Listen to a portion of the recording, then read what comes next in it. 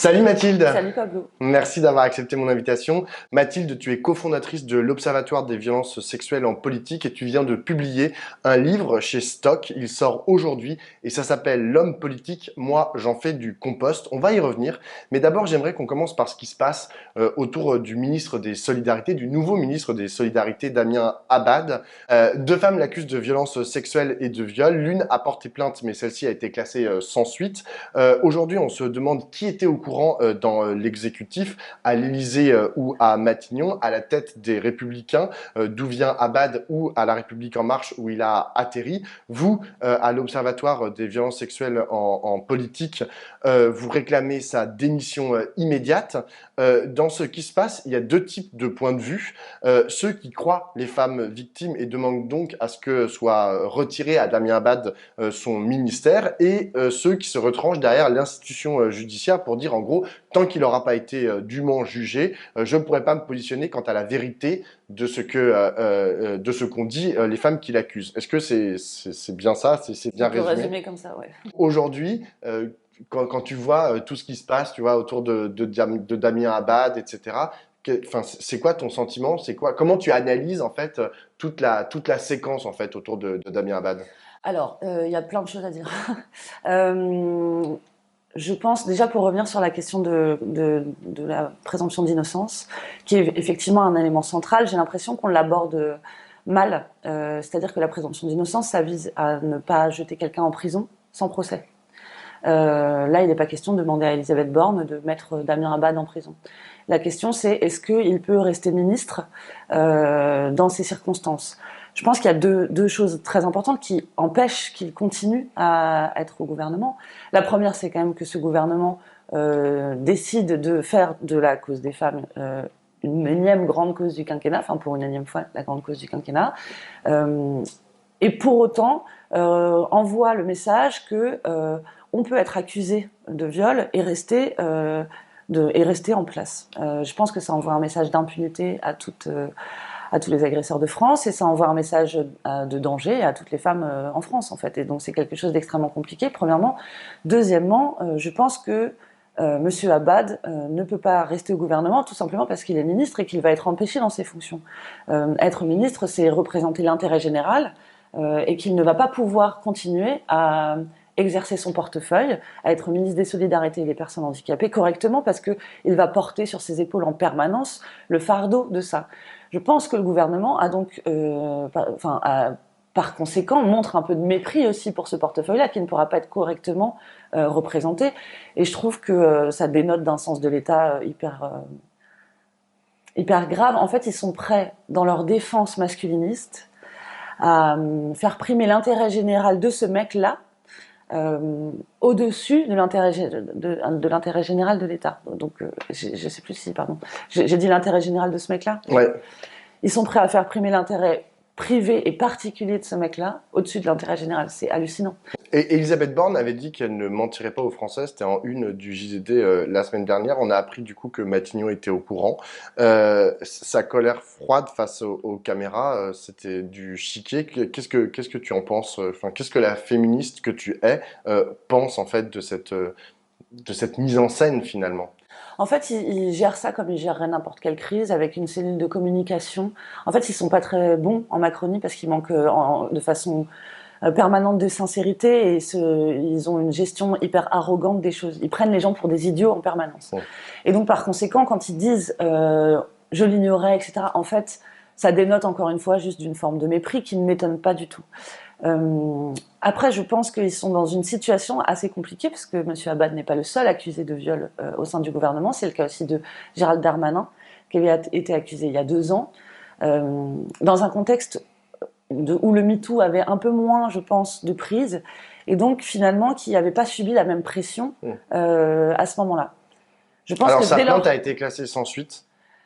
sa plainte n'a pas été classée sans suite. Sa plainte, il y a une injonction de classement sans suite. Le délibéré va venir. Donc il va y avoir aussi un épisode Darmanin qui va revenir probablement et qui finalement va à nouveau mettre le gouvernement dans une situation compliquée. En fait, ils préfèrent tous se protéger plutôt que d'accepter en fait de reconnaître que que les droits des femmes supplantent la nécessité et l'intérêt, encore une fois, de un tel ou un tel d'avoir une promotion ou un poste de ministre. Qu'est-ce qu'on en a à faire que ce soit Darmanin qui soit ministre? Il pourrait très bien être remplacé, on n'en parle plus. Hum. Et s'il a envie de faire autre chose de sa vie, et lui-même, s'il est vraiment très motivé pour être au service de la France, mais qu'il aille faire autre chose. Hum. Il y a un problème au-delà de l'ultra-personnalisation de ces cas. À mon sens, un des problèmes, c'est que seuls 1 à 2% des viols aboutissent à des condamnations. Et quand je dis condamnation, c'est donc qu'on puisse les reconnaître en fait comme des viols, que la justice puisse les reconnaître comme des viols. La plupart du temps, les plaintes ne sont pas traitées ou classées sans suite. C'est cette carence-là à laquelle aussi viennent se heurter ces accusations. Ouais, mais après, c'est des situations qui sont compliquées. Évidemment, les agressions sexuelles, c'est des crimes et des délits qui se déroulent dans des huis clos. Donc, on se retrouve souvent parole contre parole. Il y a des améliorations, je pense, judiciaires à apporter. Et au niveau du droit pénal, notamment, on peut le voir dans l'affaire PPDA. Et je pense que l'affaire PPDA va pouvoir faire avancer les choses. C'est la mise en lien des cas. C'est-à-dire que l'accumulation des situations, la répétition du système de prédation que chacun peut mettre en place aussi. Enfin, au PPDA, c'était à chaque fois la même chose, c'était des jeunes filles qui arrivaient, bon bref, donne de la crédibilité et renforce le discours de chacune et le témoignage de chacune. Et il est hyper important qu'il en soit tenu compte par la justice lorsqu'elle aborde un des cas. Par exemple, pour PPDA, il y en a beaucoup qui sont prescrits, mais pour renforcer les cas qui restent encore à juger, il doit pouvoir y avoir une sorte de prise en compte du système entier de la prédation. Je pense que là, il y a des améliorations à apporter qui sont importantes. Est-ce que tu penses que les femmes victimes doivent continuer à passer ou à essayer de passer par l'institution judiciaire, à en attendre quelque chose? Dans les récentes affaires, on voit bien qu'elles s'en affranchissent relativement, à la fois concernant par exemple Taha Bouas, où elles sont allées voir directement les gens de la France Insoumise, Caroline Dehaas, Clémentine Autain ou Sandrine Rousseau, ou pour Damien Abad. Alors, pour Damien Abad, il y a une plainte qui a été déposée auprès du procureur général, mais on voit que ils sont pas allés vers la justice dans un premier temps. Dans un premier temps, ils se sont tournés, en l'occurrence pour Damien Abad, vers vous. Est-ce que tu considères que ça c'est normal de se tourner vers des instances finalement internes ou externes, mais liées à leur environnement de travail, ou est-ce que tu penses que c'est un problème et qu'il vaudrait mieux qu'ils puissent aller voir la justice? En fait, les femmes, elles se tournent vers des instances où elles se sentent écoutées, je pense. C'est-à-dire des instances qui sont des instances féministes ou qu'elles estiment féministes. C'est pas le cas de la justice. Le problème, c'est que la justice, juste aller témoigner devant des policiers qui vont en fait questionner en permanence la victime pour savoir ce qu'elle faisait, etc. On se retrouve dans des interrogatoires et il y a plein de récits de femmes qui racontent ça. Dans des interrogatoires où finalement c'est à la victime de se justifier. Il y a un livre de Mathilde Forger qui est absolument incroyable là-dessus. C'est qui s'appelle De mon plein gré.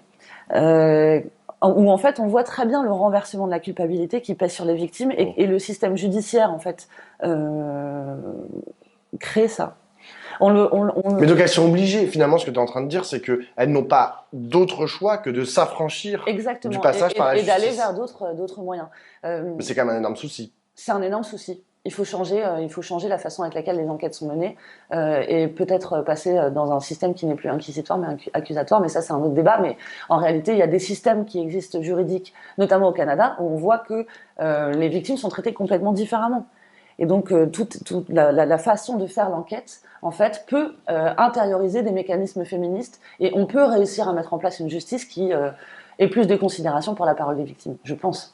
C'est un peu ce que propose Philippe Martinez, le patron de la CGT. Il disait ce matin que lui, il était pour il parlait de présomption de sincérité en fait des victimes. Est-ce qu'il faut du coup croire systématement les femmes qui prennent la parole? Est-ce que c'est aussi en fait, de ça? Ça existe déjà. C'est-à-dire que normalement, un jugement ou une juge doit se mettre dans une position de déterminer si on la bascule, va aller vers la présomption d'innocence ou vers la présomption de crédibilité. Mais la présomption de crédibilité, elle existe déjà. C'est juste qu'elle n'est pas formulée dans le droit.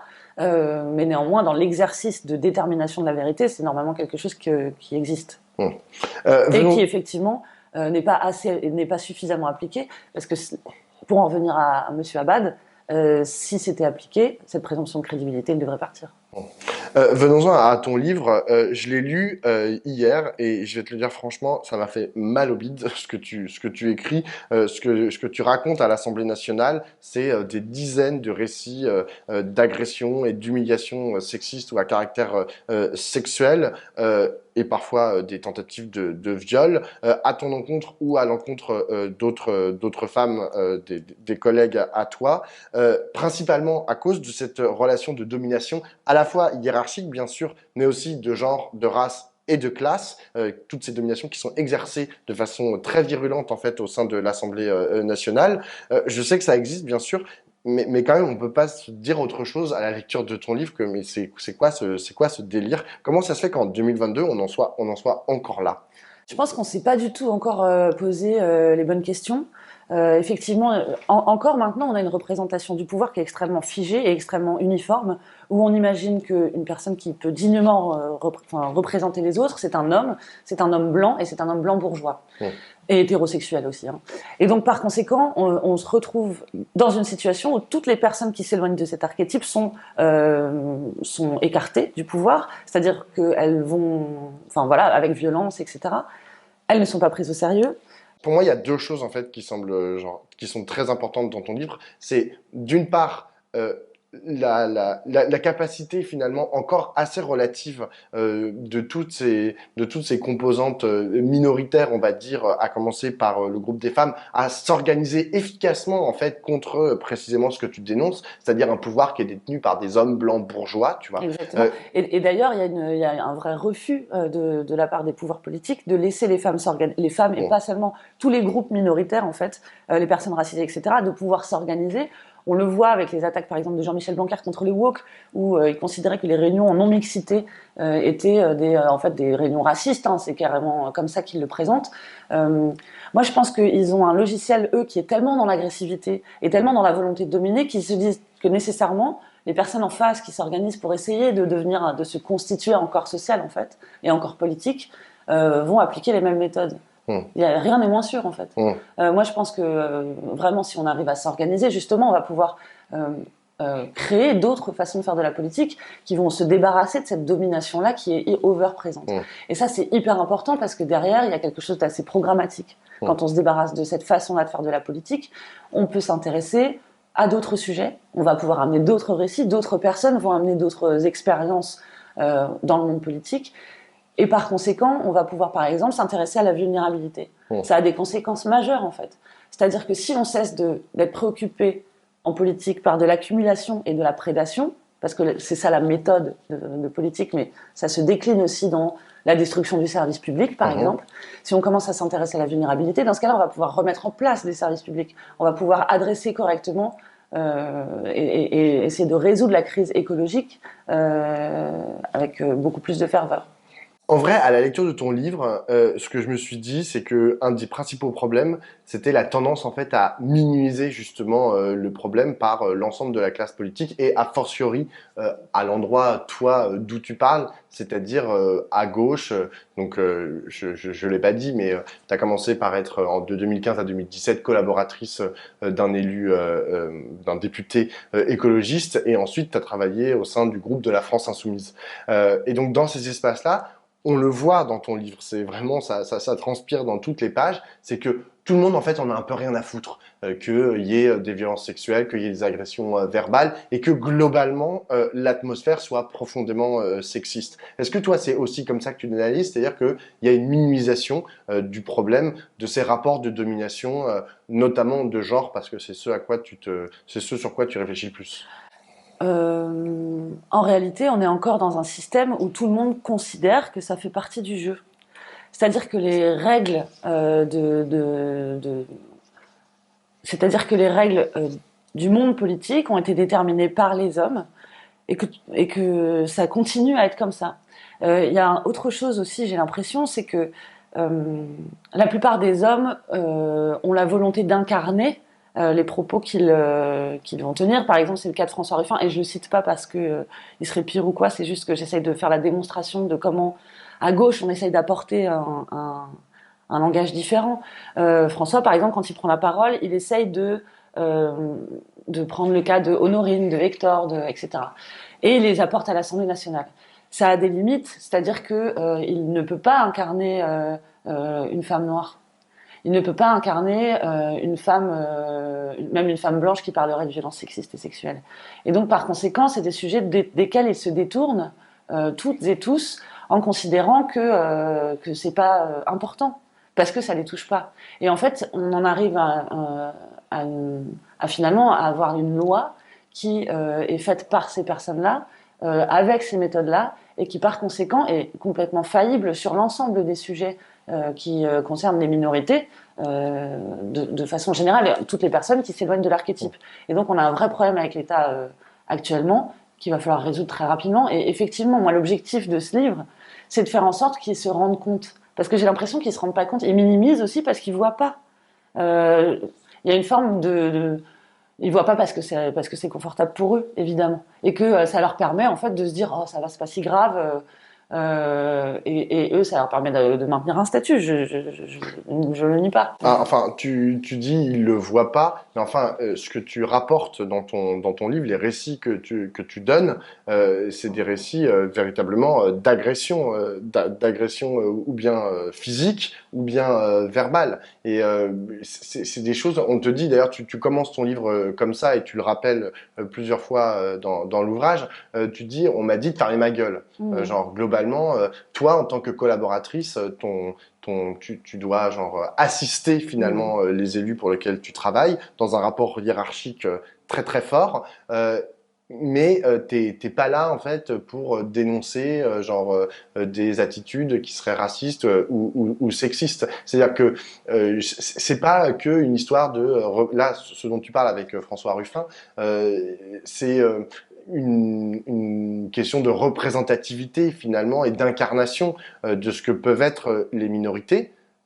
Mais toi, ce que tu racontes dans le livre, c'est aussi des trucs je vais pas les citer, hein, j'enjoins tout le monde à lire ton livre, mais c'est des situations où véritablement, en fait, tu vis des situations qui sont des agressions sexistes, genre hyper puissantes, et où en gros tout le monde dit non mais ça va, non mais tu vois on met la poussière sous le tapis. Donc, je trouve que ça c'est pas le même degré, tu vois, qu'on ne représente pas ceux pour qui on se bat, c'est une chose, qu'on ferme les yeux de façon délibérée sur des situations qui sont délictuelles, voire criminelles, c'en est une autre. En fait, il y a quand même des mécanismes de déresponsabilisation qui sont mis en place par le pouvoir politique, qui sont très puissants.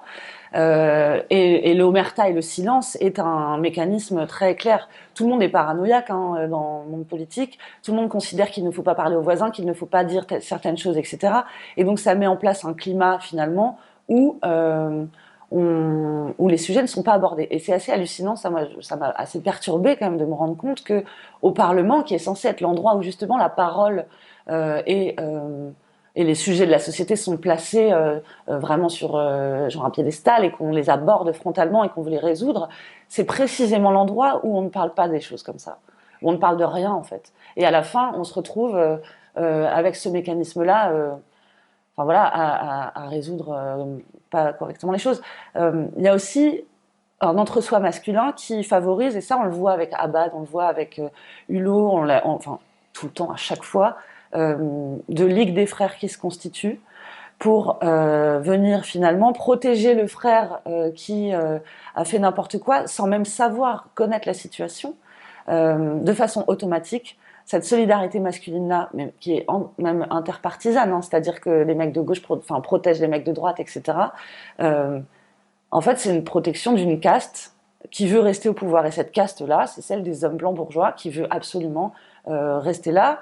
Donc, il y a le phénomène de déresponsabilisation, puis après, il y a les attaques, carrément. C'est-à-dire que ça va plus loin. Moi, ce que j'essaye de démontrer aussi, c'est que quand on essaye de faire bouger les choses et de faire avancer les lignes, on s'en prend plein la tronche. Alors, ça peut être comme le cas de Jean-Michel Blanquer, qui a vraiment poussé contre les féministes, qui a vraiment poussé contre les militants antiracistes, pour les faire passer pour des personnes qui étaient dangereuses pour la République. C'est aller assez loin dans ces propos. Mais voilà, ça se produit aussi dans les relations interpersonnelles, dans le pouvoir politique. J'ai une dernière question, Mathilde, qui a plus trait en fait à notre champ politique, c'est-à-dire à la gauche, on va dire en général, et peut-être plus précisément aussi à la France insoumise. D'où Comment est-ce qu'on pourrait imaginer en fait une évolution en fait de cet état de fait profondément sexiste et raciste de nos corps et de nos institutions. Tu dis à un moment la révolution féministe est en marche, mais la politique fait de la résistance. Comment est-ce que toi tu envisages dans les mois à venir, dans les années à venir, une possibilité d'évolution précisément de ce secteur. Je pense en tout particulier à la France Insoumise, puisque toi, ça fait 5 ans que tu es collaboratrice du groupe de la France Insoumise. Est-ce que c'est une prise de conscience d'en haut, c'est-à-dire Je pense que la première chose qu'il faudrait faire, c'est rompre avec les méthodes politiques qui justement consistent à ne jamais se remettre en question et à ne jamais analyser son propre comportement. La première chose à faire, c'est vraiment observer comment on travaille en politique et comment on refuse de faire monter des personnes qui ne sont pas standardisées de cette façon-là. Quand on voit, par exemple, moi je pense que la France Insoumise a des pistes d'amélioration considérables là-dessus. Quand on voit la photo des candidats pour les législatives dans le 93, qui est un endroit dans lequel plus de 50% de la population est issue de l'immigration, et qu'on se rend compte qu'en fait il n'y a qu'une seule personne racisée parmi les candidats, c'est qu'il y a quelque chose qui n'est pas compris en fait par les personnes qui décident des investitures. Il y a une déconnexion en fait, encore une fois, et même à la France Insoumise, et même si des efforts sont faits, il y a encore quelque chose. Il faut encore travailler, il faut encore réfléchir plus à comment on fait du lien et comment on arrête de faire en sorte que la politique se hausse au-dessus des citoyens. Il faut absolument réussir à changer ça. C'est ce que je propose un peu dans la troisième partie. Je ne veux pas spoiler, hein, vous pouvez couper la vidéo là si vous ne voulez pas voir. Non, mais en réalité, il y a plein de pistes qui existent. C'est-à-dire que moi, je ne crois pas aux grands soirs, aux grands révolutionnaires qui vont arriver avec une grande... avec panache, encore une fois, pour devenir les héros d'une crise, en fait. Il y a plein de choses qui existent, il y a plein de pistes qui ont été trouvées. Je pense qu'il faut arrêter avec la carrière en politique. Il faut permettre aux citoyens de s'engager de façon extrêmement profonde à tous les niveaux de décision. La Convention pour le climat, par exemple, a fourni un exemple assez abouti de comment on pourrait faire de la politique. C'est des gens qui sont tirés au sort sur la base d'une représentativité assez...